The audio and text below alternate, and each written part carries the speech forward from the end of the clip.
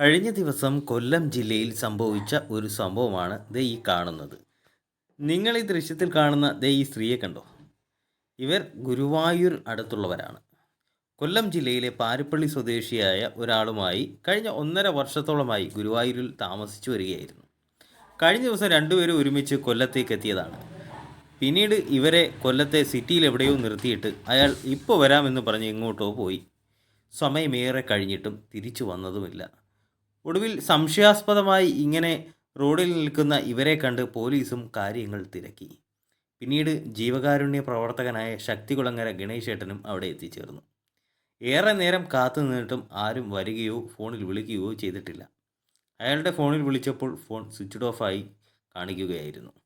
നേരം ഏറെ ഇരുട്ടി. പിന്നീട് ഇവരെ താൽക്കാലികമായി താമസിപ്പിക്കുവാനായി കല്ലുംതാഴത്തെ ഒരു അഗതി മന്ദിരത്തിലേക്ക് എത്തിച്ചു.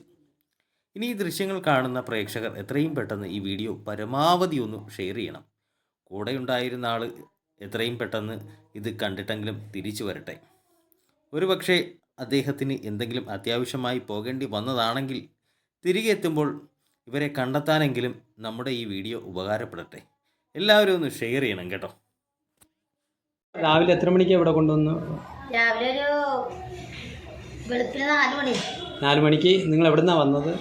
ഇവിടെ ഗുരുവായൂർ വന്നു. അതെ 11 ഇവിടെ എത്ര മണിക്ക് എത്തി? 4 മണി വെളുപ്പിന്.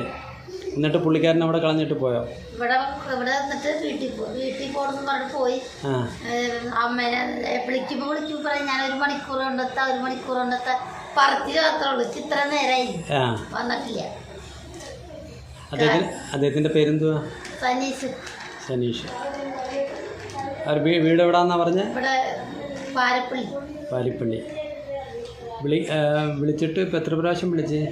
എത്ര പ്രാവശ്യം അവർ വിളിച്ച് വരാന്ന് പറയാതെ വരുന്നില്ല. അമ്മേനെ ഹോസ്പിറ്റലിലാക്ക് മെഡിക്കൽ കോളേജിലാന്ന് പറഞ്ഞു. അയാളുമായിട്ട് പരിചയപ്പെട്ടിട്ട് ഇപ്പം എത്ര ആളായി? 1.5-2 കൊല്ലം ഗുരുവായൂർ വെച്ചുള്ള